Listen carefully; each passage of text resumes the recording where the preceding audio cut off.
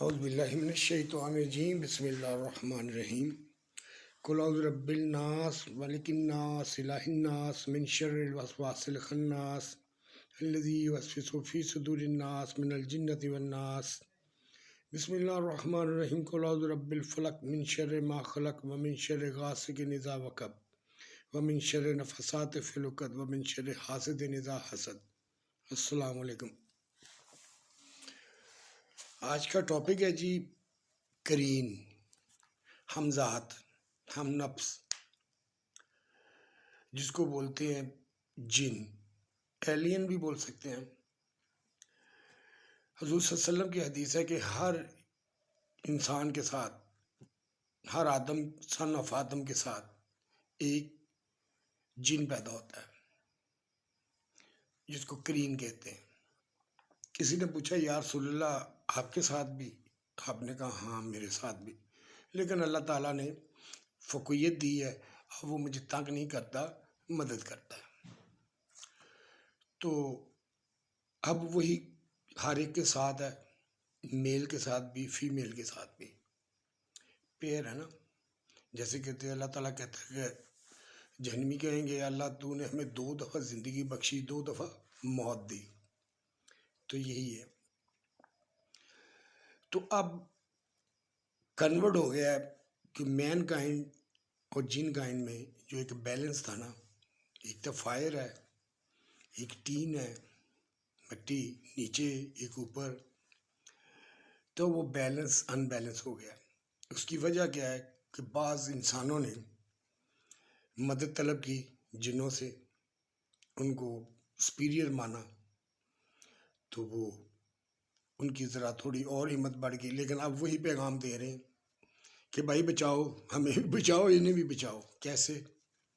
کوئی کہتے ہیں جی شیطان آخری لمحے تک کوشش کرتا ہے کہ وہ کلمہ نہ پڑھے، یہ نہ پڑھے۔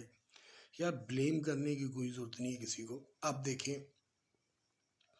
رمضان المبارک میں شیاطین جتنے بھی ہم بولتے ہیں قید ہو جاتے ہیں، لیکن پھر بھی گناہ بڑھتا ہے۔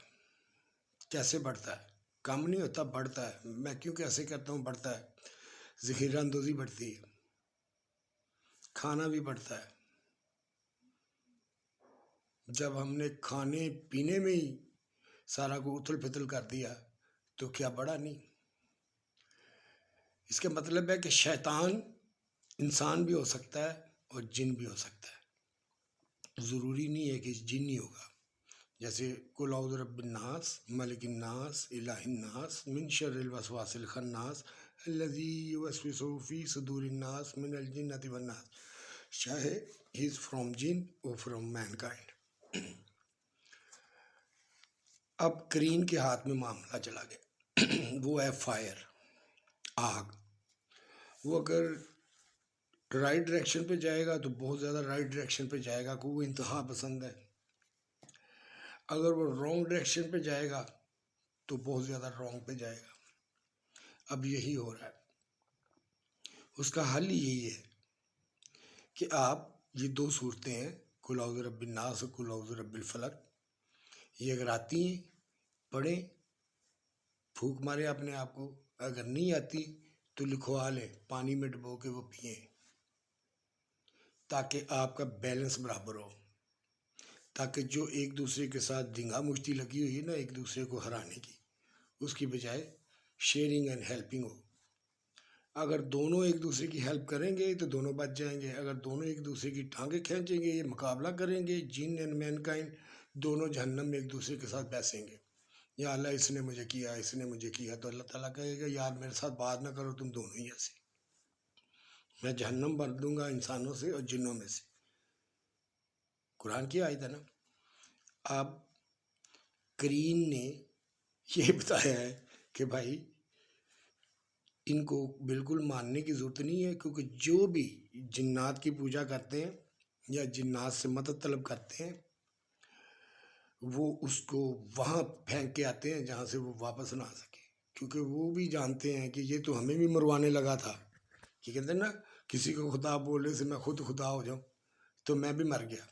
تو وہ بالکل جہنم کے گڑھے کے پاس بالکل چھوڑ کے آ کے کہتے ہیں مجھے تو رب العالمین سے ڈر لگتا ہے، اور پیچھے چلے جاتے ہیں، انسان کو ڈھکیل دیتے ہیں۔ جو انسان ان سے مدد طلب کرتا ہے اس کا یہ انجام ہوتا ہے، ٹھیک ہے، اور یہ ان کا حق ہے، کیونکہ آپ تو ان کا ایمان بھی لے چلے تھے۔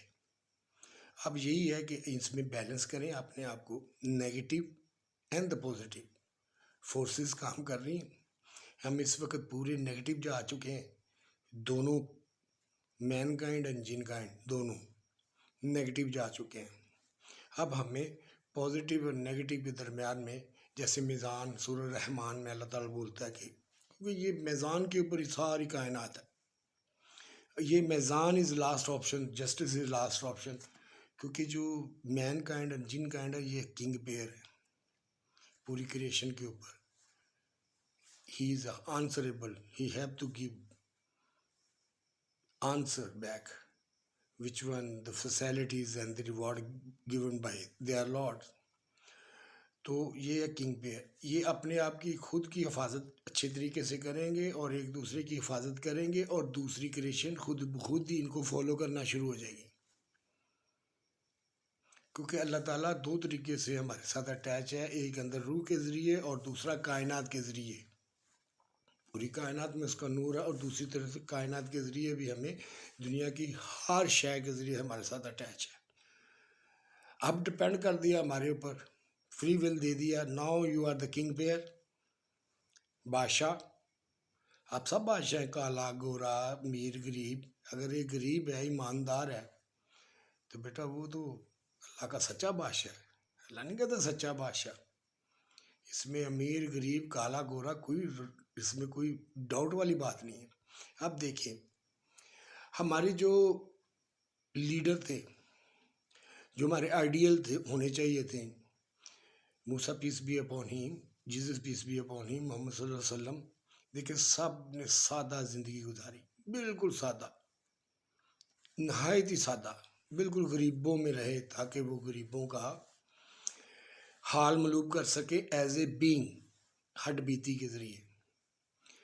ہمارے آئیڈیل تو وہ ہونے چاہیے تھے، لیکن جب آئیڈیل بدل گئے، آئیڈیل بدلے کیسے کہ ہم نے ان کو آئیڈیل تو ایز اے نام ہی کا رکھا، لیکن اصل آئیڈیل بن گئے ہمارے امیر لوگ، جن کے پاس جائیدادیں تھیں، کاریں تھیں، کوٹھیاں تھیں، بنگلے تھے، کیونکہ لوگ 2 گھنٹے 3 گھنٹے ان کی باتیں کرتے رہتے ہیں ایک دوسرے کے لیڈروں کی، وہ اس کی یہ ہے۔